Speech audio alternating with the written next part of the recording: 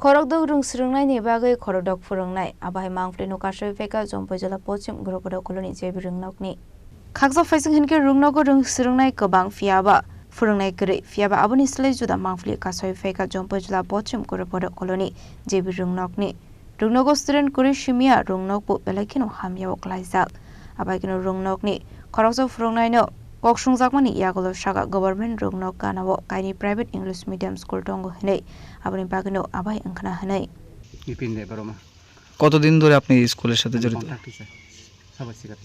কতদিন ধরে আছেন স্কুলে? স্কুলে 2011 জয়েন এখন পর্যন্ত প্রায় 15 বছর চলে।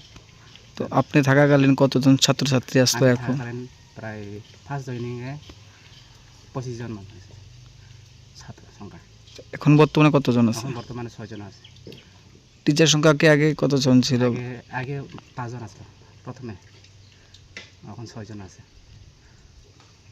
কি আপনার এই 6 জন ছাত্ররে আপনারা 6 জন টিচারে পড়াশোনা করাইতেছেন? কোন কোন ক্লাস আছে এখানে? তো টোটাল 5টা সাবজেক্ট আছে। Main language Kokborok, Bengali, math, science, SSC. আর কোন কোন স্কুলের ছাত্র আছে? কোন কোন ক্লাসের ছাত্ররা আছে?